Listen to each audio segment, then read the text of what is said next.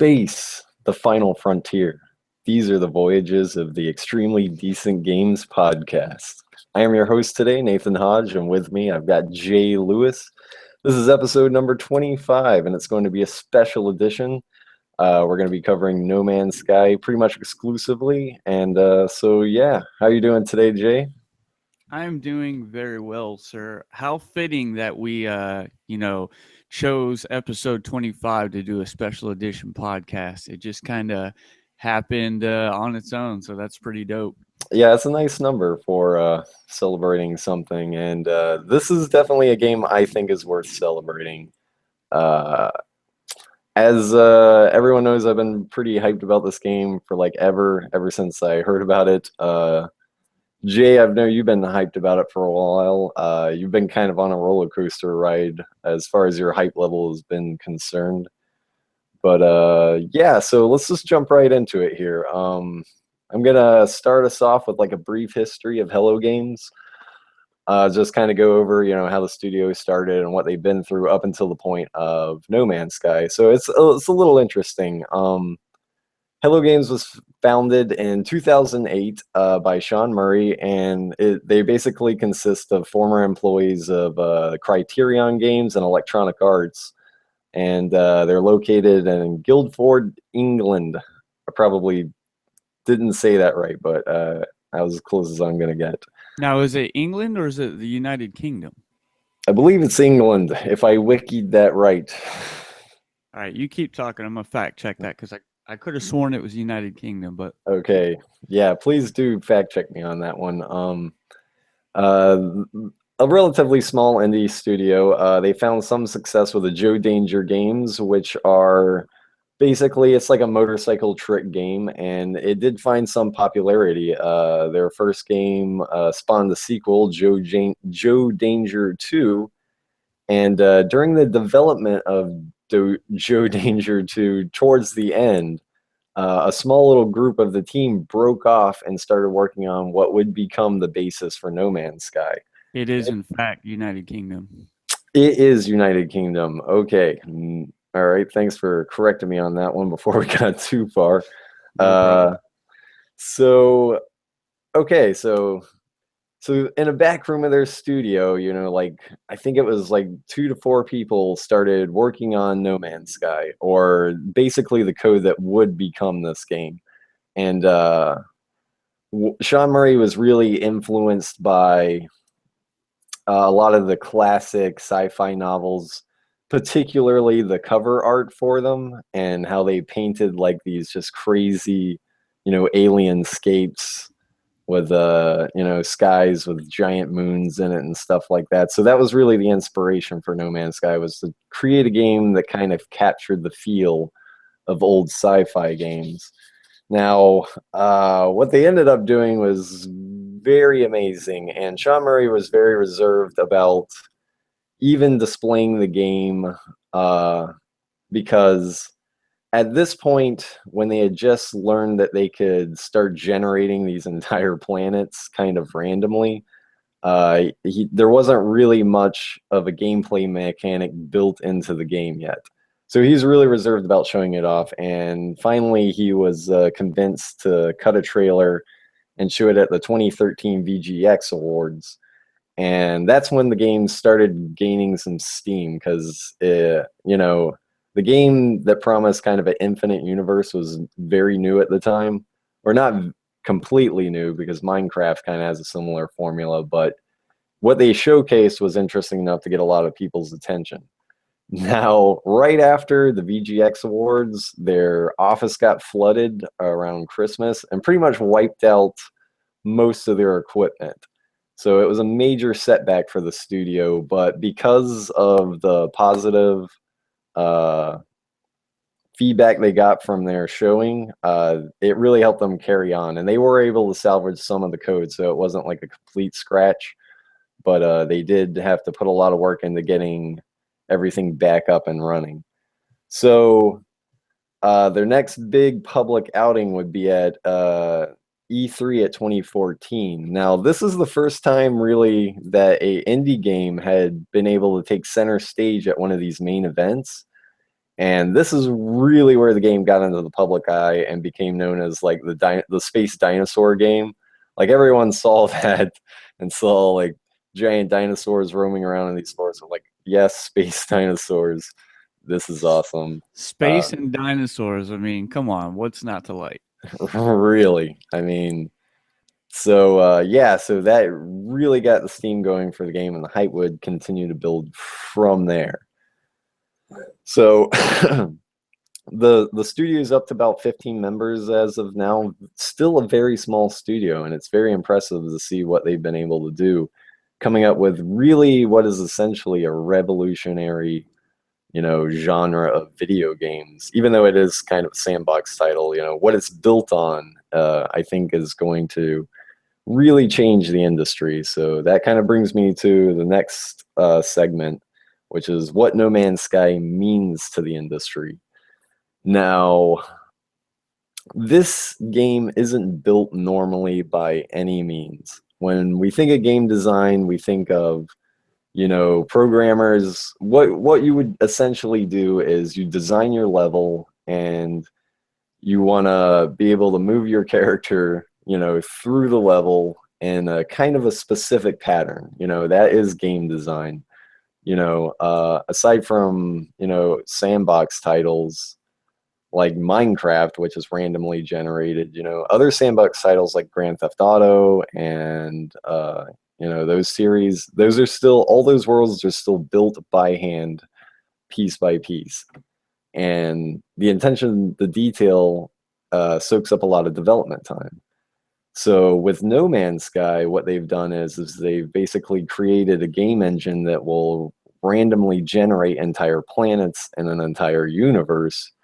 So that whole having to build your levels is no longer relevant in this kind of genre of games. So you got to think that's going to free up a lot of development time for others who start to exploit this kind of game code. Now we'll be looking at games that designers don't have to spend as much time designing their worlds. So you can imagine that the next iteration of games like this will be even deeper and will add a lot to the video game industry, because what we'll see is developers can take the time that they would spend crafting worlds and say just explore the worlds and find out where they're going to set up, the storyline markers, where the story can take them and stuff like that, and really build on game design as a whole, instead of having to spend so much time building up these just levels and trying to find a way to get the player to get to what points they need to get to in order to progress the story.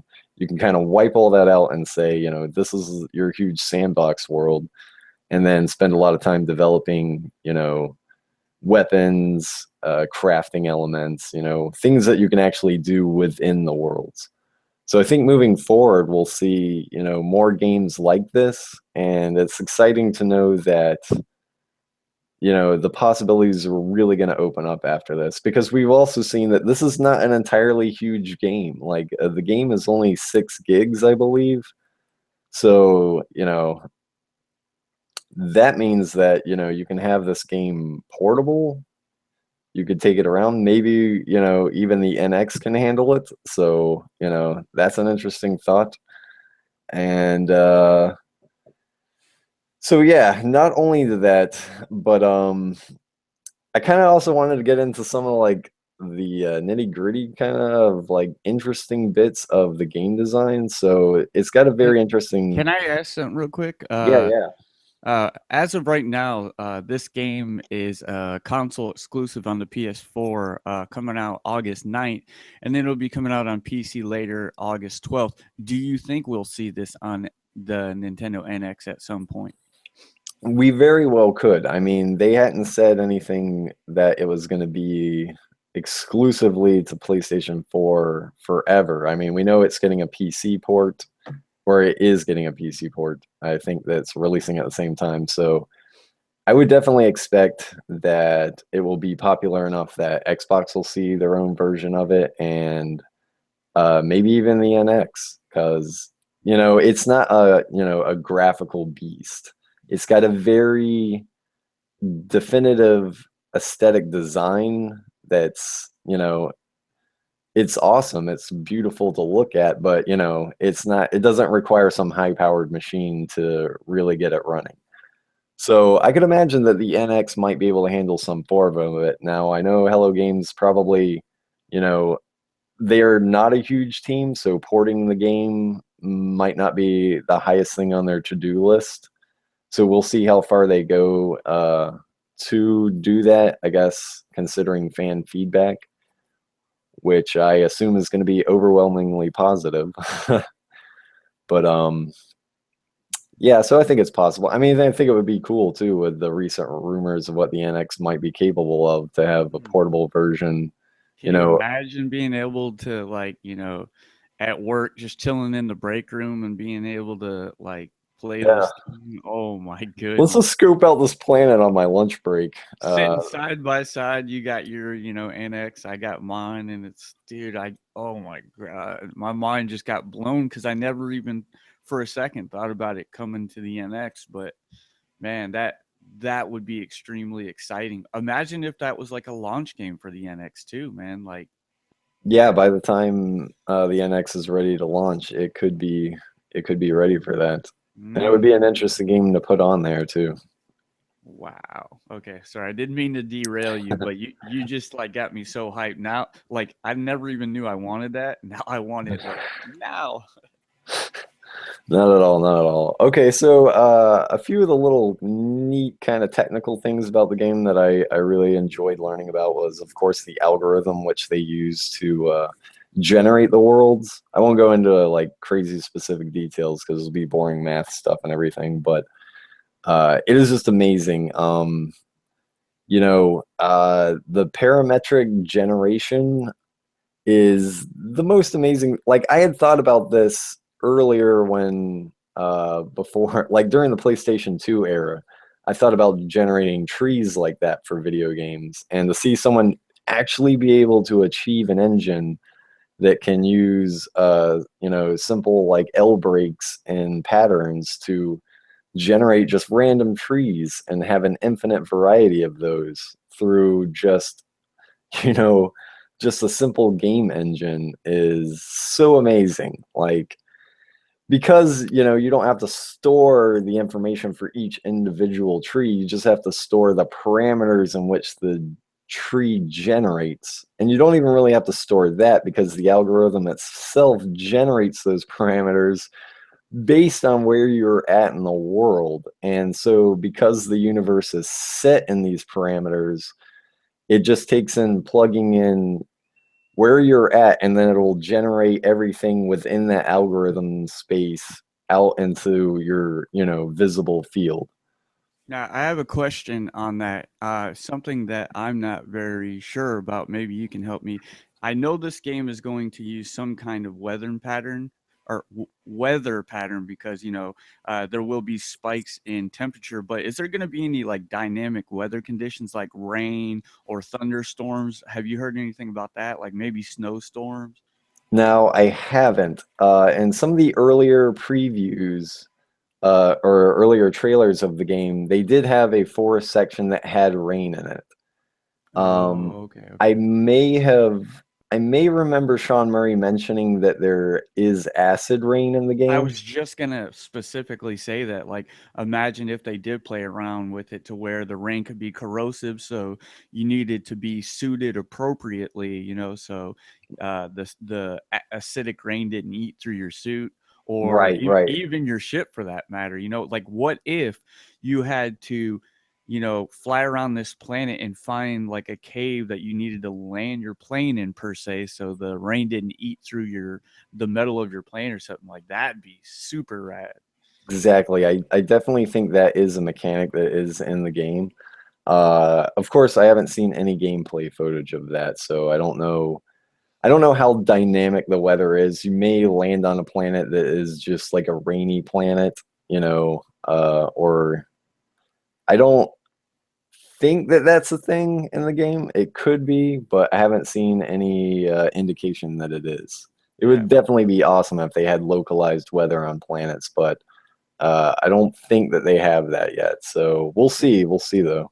Yeah, this game is going to be ever, evolving, and I'm sure they're going to sprinkle things like that into it as it goes along. That's why, like I really hope this game kills it, and sells a lot of copies, because then I think it'll continue to get the support, with things like that in it.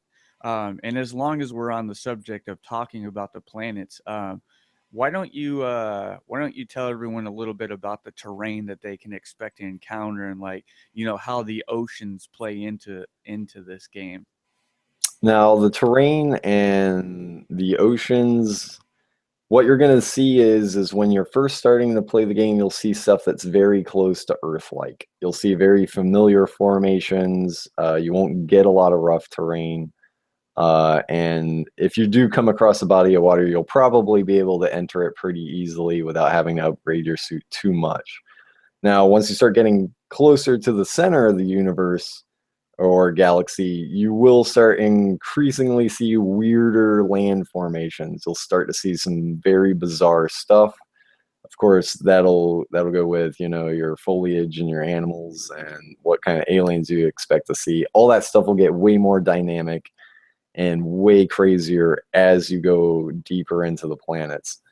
So what you'll see is like what we've seen already is pretty interesting. You can see giant, twisting, structures and everything. And because it's infinite, it brings me to my another point I have about this game and what it means to the industry is basically I don't know if it'll sell. Initially, I think it'll sell pretty well, but I think it'll have kind of a Minecraft type of, you know, impact on the industry. I think that Let's Plays of this game are going to be very popular just based on the fact that there is infinite variety and no two players are going to start on the same planet. So there'll be a lot of incentive for people to check out Let's Plays because you're always going to see something new with this game. Speaking of Let's Plays, why don't we talk about how like the different varieties of ways that people can play this game? Like, let's talk about the space stations and how trading and all that's going to work, and then kind of go from there. All right, yeah. So trading is going to be a big mechanic of the game. Space stations are supposed to be placed in pretty much every solar system. So wherever you start in the game, there should be a space station there, and that is the main place you can go to do trading. You can buy new ships there, get your upgrades and whatnot. And we found out very recently that the space stations all have interiors that are randomly generated as well. So these are fully built out structures that you can also explore, which is pretty amazing. I kind of imagine that all the space stations would be like a simple docking area and like a terminal that you just walk up to and access, trading menus or whatever. But as it turns out, these are fully fleshed out space stations where you can walk around and explore, find people to trade with. And the trading is linked to factions of aliens, as I understand. So I don't think trading is something you're going to be very proficient at right off the bat. I do know that there is a language system in order that you have to decode in order to start trading with certain alien races. So once you've decoded their language and are able to communicate with them efficiently, you can start trading with them and find out, what your best options are for gaining money. So I would also imagine that, some of these factions of aliens are probably at war with each other. So you kind of have to be careful about, spreading yourself a little too thin. If you gain favor with a couple of warring factions, they might start to see you as, a traitor and start attacking you and stuff like that. So trading between them might be, a very pirate-esque type of affair where, you're just trying to get goods over borders without getting shot down for the maximum amount of, income from your trading. So that seems really exciting. I can't really say that I'll be much of a trader, but that is definitely one thing you can do, and it's built into the space station mechanics. So that is super exciting. I think that's going to be awesome. So, but this is an exploration heavy game. I think that's going to be the main focus for most players, is just seeing what's out there. Because I imagine most people, when they start playing the game, you're going to spend a lot of time getting used to the game on your first planet and getting up the resources you need to start traveling to distant star systems. And then after that, you're just going to start going crazy and seeing how much of stuff that you can see. And but it's very much up to the player, because you can play the game in a variety of ways. So that kind of brings us to the last point of all my notes here, is like, how do we think we're going to play this game? Like, have you thought a lot about, what kind of style of gameplay you're going to take when playing No Man's Sky? Yeah, so this game actually does have a goal, and that goal is to make it to the center of the galaxy. And I think that I'm going to be one of those people that kind of throws that out the window. I don't think I'm going to have I'm not going to be someone playing this game with that goal in mind. I'm probably just going to, go from planet to planet and really explore what that planet has to offer. I'm probably not going to bop around a ton, you know what I mean? Like, I'm going to just take my time with this game and, just enjoy what it has to offer. Just kind of really check out the cave systems and check out the oceans and stuff like that. And like you, I'm probably not going to do a whole lot of trading. I'm probably just going to try to, forage and find those things myself. That's what I think. That's the way I'm gonna intend to play it. Just a lot of exploration. Yeah, there's going to be a lot of, I intend to play this game this way, but then you get into the world and it's like, well, holy crap, I'm just going to go around and document these plants for 3 hours because these are some awesome plants. But that is kind of basically what I'm going to do. I want to be kind of like more like a scientist researcher type. Right. So I think the first planet I start on, I'm basically going to like try to document as much of the life as I can and decode languages that I can find. And but I do know that I want to get into some space combat. The biggest draw to this game for me has always been the fact that you can jump into your ship and just fly straight up into the atmosphere and be in space.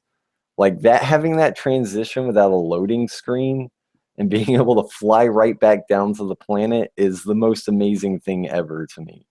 And that's what I'm most excited about. Like, I want to be able to like be exploring these planets and then like maybe get into a little bit of trouble and just jump into my spaceship and just fly to the other side of the planet real quick, and like maybe do space battles along the way, like take down space pirates and everything, because we know that there are like very aggressive factions that are going to attack you. So Is it weird that I just envisioned like you and Chewie run into the Millennium Falcon as fast as you can, and you got stormtroopers with their blasters like just chasing you down, and you're like, "Quick to the Millennium Falcon!" oh man, This is the promise of that, though. You know what I mean? Like, we've always wanted to live in a world where we could, have that experience, that Star Wars type of experience where you just jump in your ship and you take off. And this is the promise of that. And something that I found really awesome too is like the size of the actual planet. Uh, I've seen videos where you hop in your ship, and if you fly perpendicular with the planet, like that planet keeps going for quite a while. You know what I mean? It's not like we're talking about small planets. Like, each planet is a fairly good size. yeah, these are planet-sized planets. Yeah. So I mean, you're not gonna just like walk around the circumference of this thing in a day or two. It's gonna take you, I don't know how long it would take the actual person to walk around the planet, but like, years. It would take you years to walk around these planets. So that's so insane to think about, that a Yeah. single planet can have so much content that you're never going to see all of it. You're just never going to live long enough to search every nook and cranny of these planets. Yeah, and I was gonna say something that was kind of announced that curved people's hype for this game is when the question started being asked, like, how is the multiplayer system going to work in this game? And then when Sean Murray, started talking about it, it was one of those things where it's like, yes, we do all exist in the same galaxy.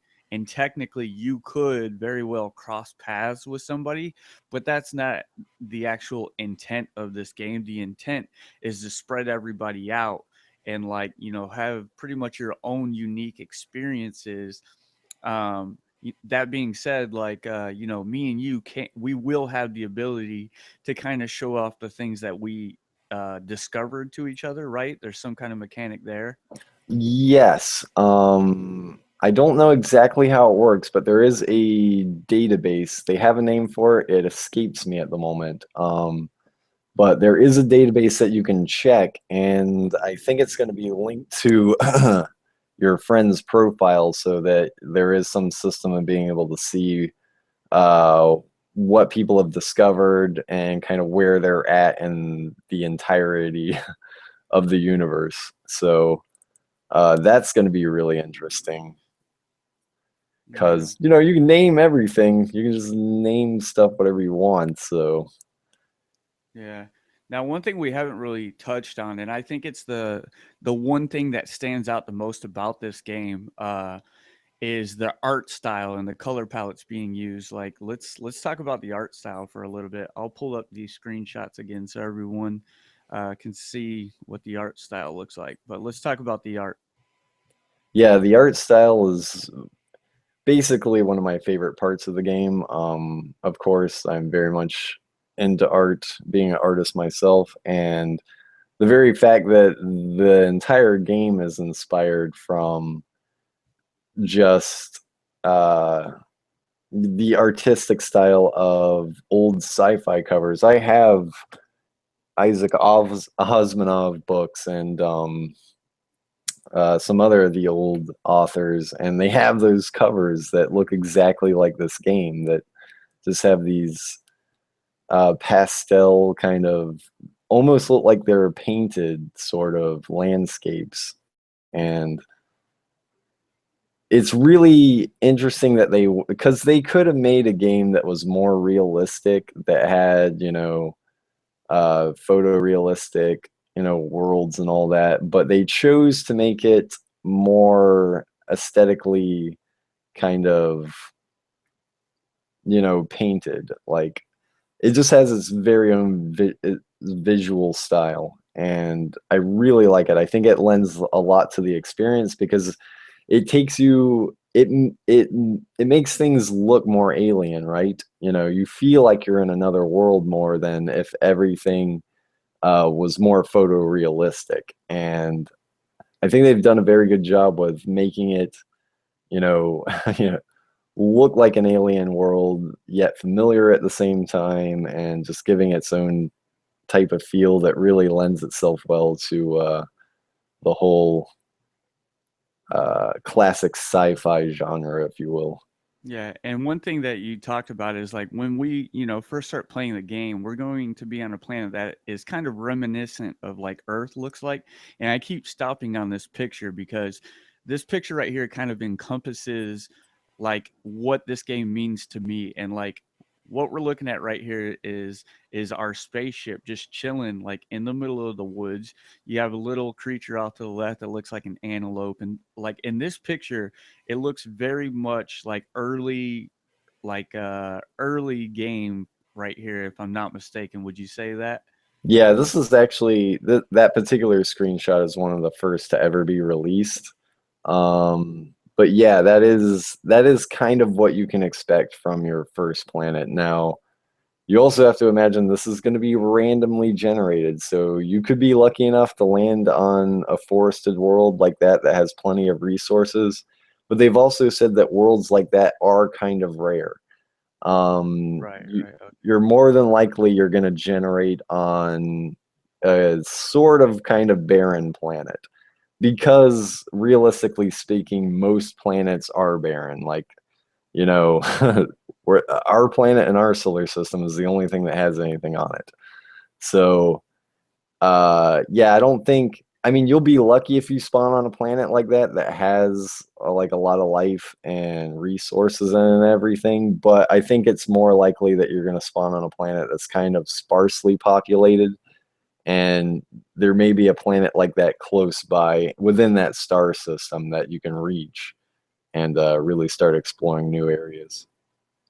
Yeah, that's super awesome. Now, one thing we haven't talked about is the combat system and how that's going to work, and like what space police are exactly, and you know, if you choose to go down the hostile route, like what that will mean in terms of like consequences. So let's talk about the combat for a little bit. All right, all the combat in the game is based around when you're on foot is based around your multi-tool. Now, this thing has like a ton of purposes, and obviously you can upgrade it to do damage because every planet has what they call Sentinels on it.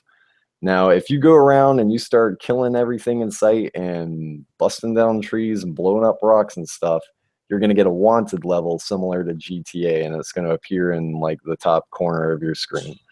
So basically, the more damage you do to a planet, the more you start to disrupt the natural flow of things, the more alert the Sentinels are going to be to your presence. So you'll get the small little drones that are gonna come out and check you out and see exactly how much damage you're doing. If they consider you a threat, they'll start firing on you. So if you manage to wipe out this first wave, bigger, more intense robots are gonna start coming after you as your wanted level comes up. So now they will kill you. Like they're nothing to mess around with. Yeah. These guys right here. Yes, those things right there. Those are the ones that are really going to give you problems. In some of the first demos we have seen players get killed by the Sentinels, and the penalty to death isn't steep. It's going to be kind of Minecraftian in the way that you get penalized for death. So You lose whatever's on you, correct? And like anything that you have obtained prior to your last save point, if you die when you respawn, you lose those items, right? correct, yes. But I hear that save points are, they're pretty easy to find, and um, I don't think you'll ever feel like you lose too much as long as you stay on top of save points and stuff like that. So the penalty for death isn't too steep. Even if you die in space combat, you'll basically be generated back at the nearest space station. So there is some penalty for death, but it's not crippling. It's not like, Right, Dark Souls level of, right. I wish I I hadn't died. I love this screenshot, like right here. Like this robot kind of looks like a dog right here. That looks super cool. Yeah, that's one of the Sentinels as well. Yeah, and if you look in the background, you see like basically like what looks like a dragon, like a group of dragons flying in the background. So that looks really neat. You know, and you got some interesting crops right here. So, you know, you can farm these crops, I'm assuming. And I don't think you eat in this game, right? I don't think you No, have there's no eating mechanic. right. I have seen gathering mechanics where you can actually pick berries off plants and stuff like that. So that's pretty cool. Maybe you use it to you know, trade or something of that nature. Right. Uh Everything there is like a pretty deep crafting system within the game. yeah, do we know what was I going to say here? Do we know anything? Oh yeah, about the game's currency system. Like, what do we know about the currency system? Now that I am not too familiar with. Okay.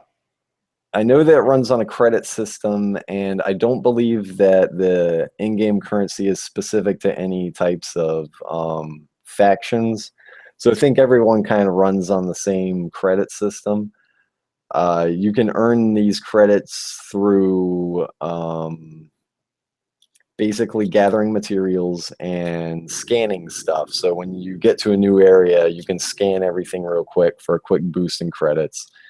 And I think that's going to be the primary way of earning credits, is basically scanning things Mhm. and deciphering the languages. So I don't think there's a whole lot to that. I don't think it's going to be overwhelmingly complex. I don't think you're going to be managing a bunch of different currencies for all the factions. I think it's just going to run on one separate credit system.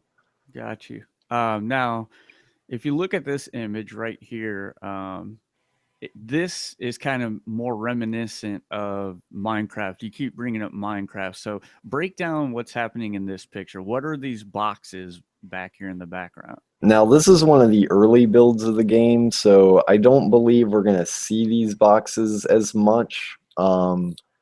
What they initially represented was all those boxes that you saw were going to be materials. So when you would scan an area, it would light up those areas in those boxes to let you know that there was stuff there that you could go mine. I So got you.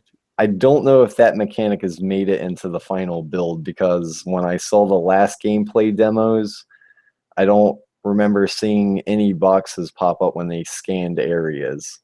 So now it could still be the case. I just hadn't seen it actually in any of the new demos.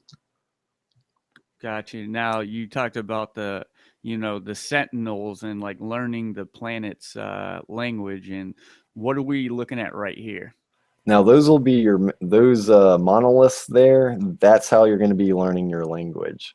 So when you So when you discover these big blocks, basically you scan them, and it'll enable you to learn like that area's language or a piece of the language, I should say. exactly, you'll learn like one or two letters out of their entire alphabet, and so you'll have to find those all over the planet. So you can do like a general scan of the planet that will tell you where those monoliths are, and that'll be like one of your first journeys, actually, is trying to find those monoliths and start to decode your first faction's language. Because I hear that language is going to play a big part in how you progress in the game, because you're going to have to interact with some of these aliens in order to buy the higher level ships, the higher level armor upgrades, and weapon upgrades. So I would imagine that this is one of the first things you're going to want to tackle, is deciphering one of the languages, so that you can get in good with a faction and start getting some of the higher level tier gear that you're going to need to start really exploring your star system. Because I don't think you're going to be getting off your planet very easily. When they were showcasing the demos, you would jump out into outer space, and whenever you lined up your ship's reticle to the next planet you wanted to go to, it would tell you how long it would take you to get there in hyperdrive fuel, and then how long it would take you to just actually fly there under your own ship's power. And it would be hours. Like, you could see the planet fairly closely, but it's going to take into account that scale. So deciphering the languages in order to get the ships that have the better hyperdrives and to get the hyperdrive fuel you need to do exploration, I think is going to be a very important mechanic for the early game. Very, very, very nice. Now, in this picture, this is something that I'm really looking forward to, and that's exploring cave systems. So, I do believe I remember an interview where he talks about some of the caves that you're going to be exploring. You have to be suited in order to go explore them. Like, there's going to be like hostile environments and terrain. So let's talk about the cave systems for a second. All right. I think an interesting tidbit about the cave system aspect of the games is they weren't initially designed into the games. I think Sean Murray or one of his team members accidentally found a cave system on a planet that had life in it. And he thought that it was so awesome that they kind of made the cave systems in the game more prominent. Now, That's awesome. we have seen that you can actually, not only will the cave systems be dangerous and you'll probably have to be suited up to get into some of them, we also have seen that cave systems can save you too. Because in the first demos, when you're on a very cold planet, they showed off the fact that you could blast a hole in the side of a mountain, find the cave system, and jump into the cave where the climate would actually be a little bit warmer. So to avoid freezing to death on some planets, you can go into cave systems for, at least protection from the elements. Now, there's going to be like dangerous aliens in there, I'm sure, for some of those. So that'll provide an interesting mechanic too for trying to survive these alien worlds. Now, about like hostile, aliens and creatures per se, like can I expect to by default be attacked by these creatures? Are some of them going to be kind of like, hostile, or some of them going to be docile? Like how is that going to work? Like in this picture, first of all, our ship's underwater, which that's kind of crazy because, this thing has the ability to not only fly off planets, but you can actually use it as somewhat of a submarine. So that's news to me. But then we're seeing the shark.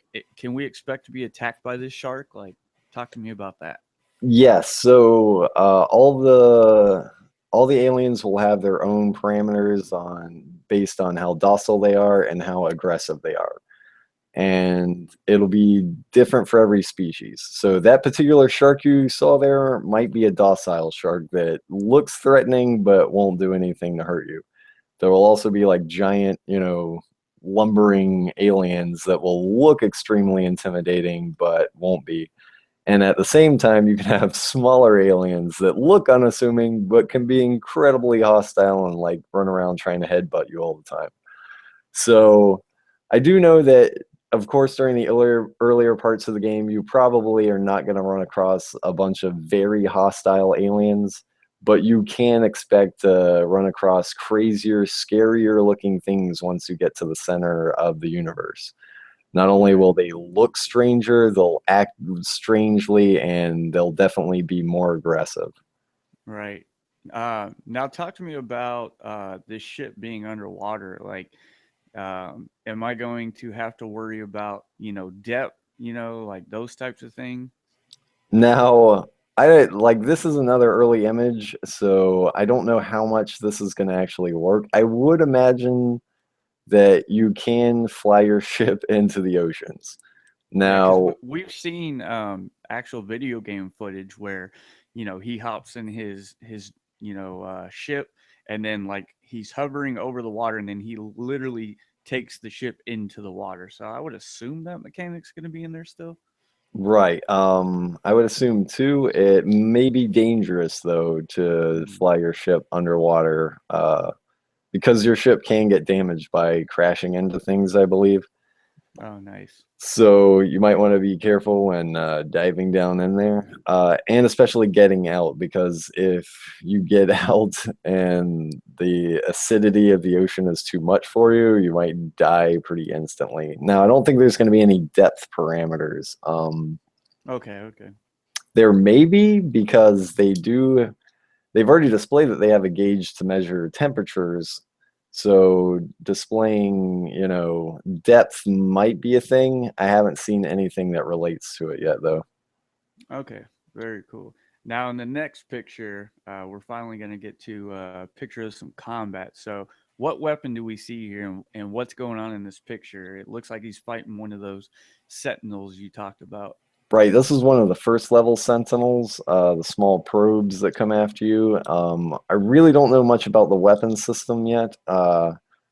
Obviously, he's using the multi-tool to fire back at it, and I think there's definitely customizable options for your weapons. So you can make them more powerful. I think you can make them have different effects. Actually, you definitely can make them have different effects because I've seen, the gunfire, grenade type projectiles, and then straight up laser projectiles. So you can expect some variety there. Very nice. One thing I really, really love about this picture is the way the light is working off each other. So the Sentinels got the the red bullets shooting at the character, and you can see that red bouncing off the trees. But then if you look down at the grass, it looks like the moon is reflecting, off the grass, and wow, does that look amazing. And that being said, a lot of people are kind of wondering like what they can expect in terms of what the graphics are going to be like. And let's talk about that for a while. Like in terms of like being a next gen quote unquote titled, you think this is going to live up to people's expectations? Do you think some people are going to think that the game doesn't look that great? Like what can they expect? I think I don't think anyone's going to be particularly disappointed, but you're not going to be particularly blown away either. I think that its art style will do enough to capture people's imaginations that they'll be interested in it. But this is obviously not a graphical powerhouse. They weren't going for high fidelity when they designed this game. They wanted it to look a certain way and feel a certain way, and I think they have achieved that because the game looks beautiful. I mean, what they've done with it with such a kind of minimalistic design, I think really lends well to it. So I don't think that because this game isn't as graphically powerful as what's considered next gen gaming, what really makes this game next gen is just basically what's possible with it. So even though we're not seeing like, amazing, like highly detailed graphics, we're going to get so much more instead that I think it's really going to kind of balance itself out. Yeah, absolutely. Um, what else, man? What else is there, man? There's like an infinite variety of things. All the planets rotate on their axes. So there is a night-day cycle for every planet that's going to be unique. That is super cool.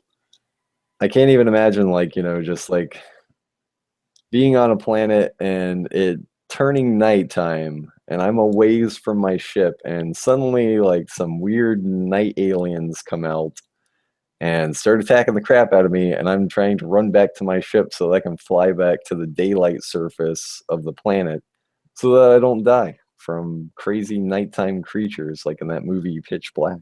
Yeah, right.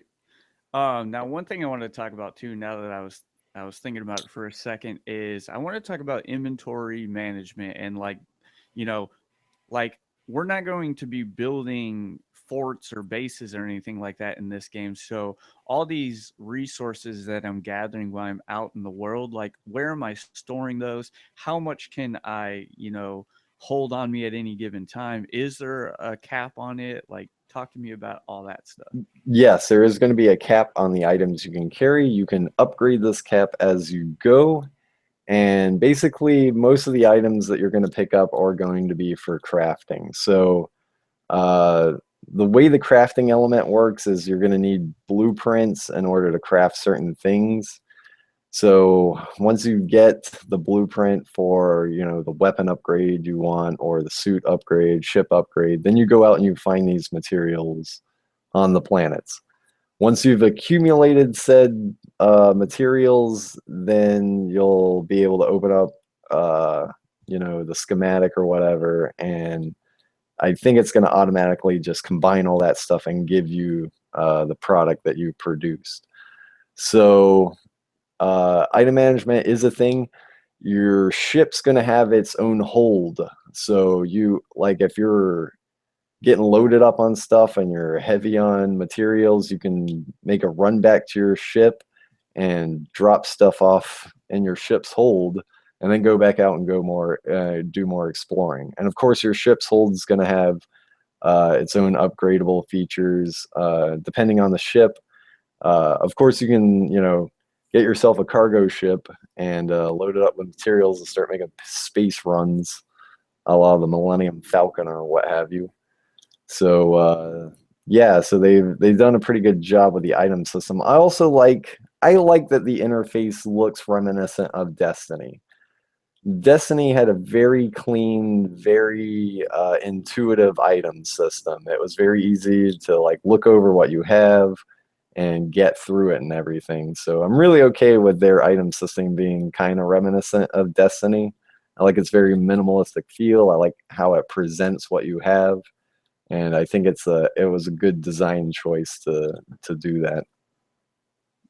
Absolutely. Now talk to me about what we're looking at in this picture here.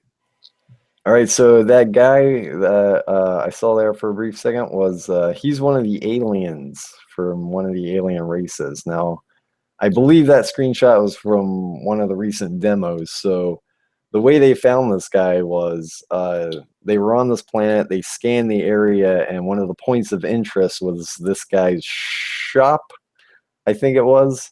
So you trek across the planet, you find this guy's place, and you go inside and you talk to him. So talking to aliens right off the bat is going to go in a few different directions, depending on how much of their language you already have decoded. So let's imagine we went up to this guy and we had little to no understanding of what he's saying to us. We go up to him, we talk to him, and he'll say something back in his alien language, and we'll be presented with a series of options. Now, because we don't know what he said to us, all those options are going to have a different effect. So you kind of have to like choose one of them and hope that you don't screw up meeting this alien faction, right? So you could accidentally offend the alien in some way and suddenly be on the bad side of this faction. So I would imagine that during the early gameplay, I would kind of shy away from aliens until you started learning more of their language. I'm not sure if you can learn language through actually meeting the aliens. It might be a mechanic, like if you choose the right option, they might, be more friendly and teach you a little more something about their language. So yeah, that's going to be really interesting. I'm super excited to accidentally run across an alien and offend them in some way. Yeah, for sure. I think the thing we should do now is kind of end the conversation by talking about what the future of No Man's Sky is going to be like. Like, how do you think that expansions will be handled? Do you think we'll see a numbered sequel? Do you think that they will add large chunks to this game, such as some type of multiplayer component to where we can play cooperatively? Do you think we're going to see VR support? Like, what's the road ahead look like? So Sean Murray has expressed interest in um, developing the game more after launch. He said that if, of course, this was a while ago, so he was being very modest when he said if people really like the game, that he would love to continue supporting it after launch. Now, I don't think he's going to be disappointed. I think plenty of people are going to love this game, and I think he's going to get his chance to add more support to the game as we go. Now, he has hinted at the fact that there is going to be some sort of multiplayer aspect added to the game after launch. And if I were to speculate on what that multiplayer aspect is going to be, it's that we've seen portals on planets that can lead to completely different worlds. So I would imagine that at some point, maybe we'll be able to find portals that are going to lead to a centralized location where you can interact with other players. So wherever this location is, it's not going to be easy to find by any normal means.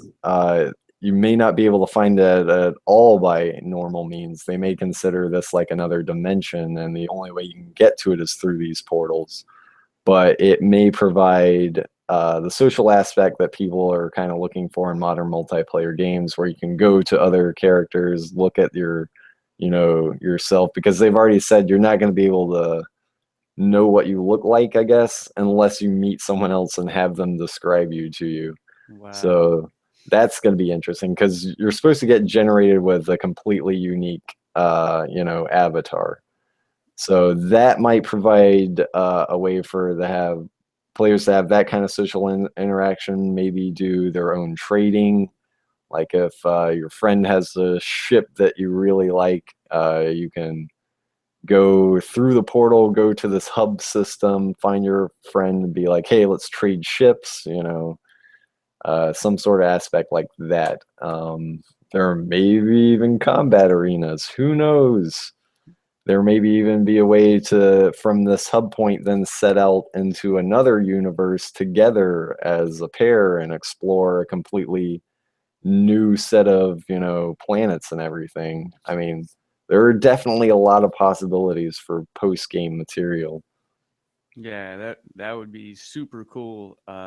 I definitely look forward to being able to, interact with you in some capacity in this game, but I also respect that, the vanilla version, like it's not really targeted that way, which is probably good. Like keep it focused on just having your single player experiences, getting your resources together, spending time just building yourself up, and then maybe later introduce all that, when you actually have something to show off to, other players. Now, what do you think about its future in VR? Because I know a lot of people think that, this game has VR written all over it. The fact that you can fly a ship and, have dog fights in outer space in VR, like the promise of that is pretty amazing. So what do you think in terms of VR?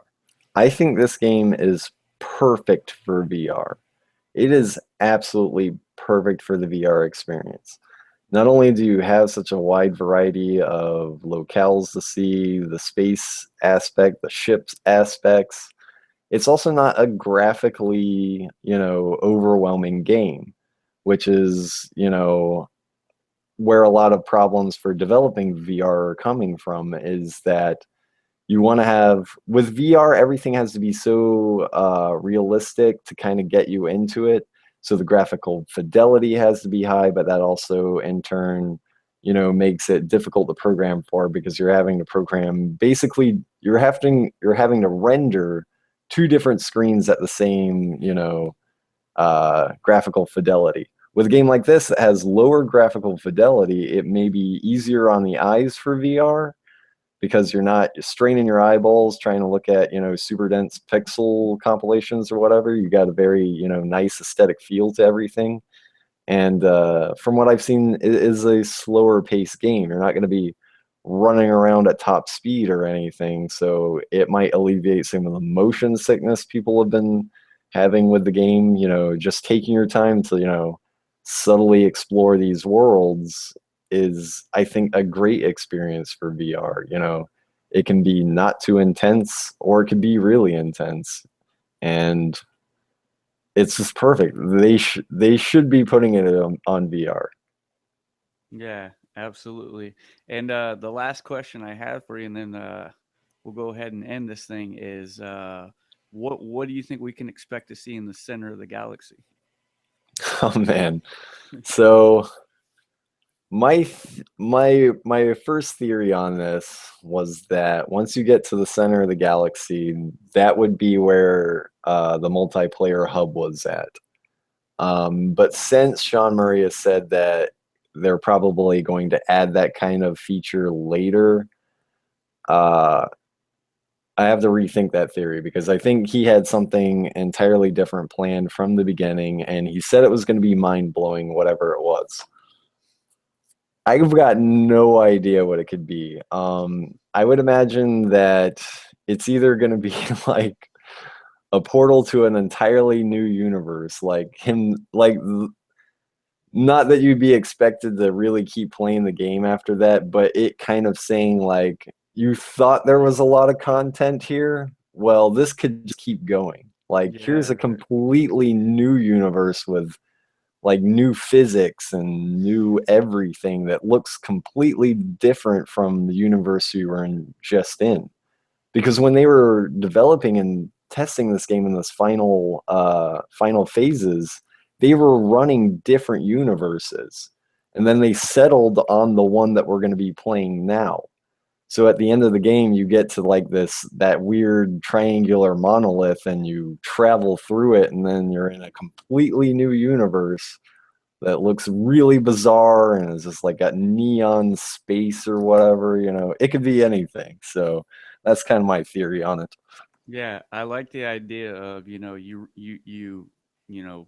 I guess you would say beat the game and you make it to the center of the universe, and like once there, you're there with the rest of the top tier players that have made it that far, and then that's where the multiplayer, you know, uh game would start, you know what I mean? Like I like the idea of that. So, really cool. Why don't you go ahead and bring it home, Nate? All right, everyone. Well, that was our No Man's Sky centric podcast, episode 25. I could go on and on about this game. I could not be more hyped about a game in my entire life. And I'm very excited to play it. We're just over a week out. It'll be out on August 9th. I highly recommend anyone who's into exploration, science fiction, or Minecraft type sandbox games, check this game out, see if it's for you, and pick it up, because I think this game is gonna be something very special for the industry overall. Not just myself, not just because I'm super hyped and pumped about it. I think it'll just be a tremendous influence on the industry as a whole. So definitely keep your eye out on it. Anything else from you, Jay?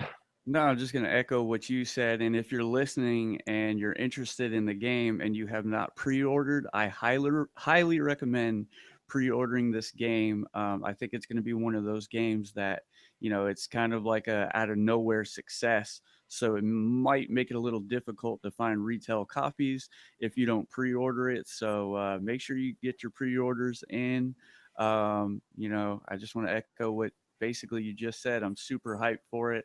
I love the fact that it's a small developer studio that put out the game. I love the story associated with it. They got flooded out. They lost a lot of art assets. They lost, some of their coding, but it didn't stop them. We know that the life of a developer is not a glamorous one by any means, and these people really put their hearts and souls into it. Nate, you're an artist. You know what it's like to lose your assets and have to start from square one. So the fact that they kept going, I'm so thankful for, and the fact that this game comes out on the night, I just can't believe it. I can't wait. Everybody, keep it locked right here. Extremely decent games on YouTube. Me and Nate will be doing let's plays, so keep an eye on those. Subscribe. Let's get a conversation going. I want to see everybody else's experience with the game. Follow us on Facebook, Extremely Decent Games, under the group section.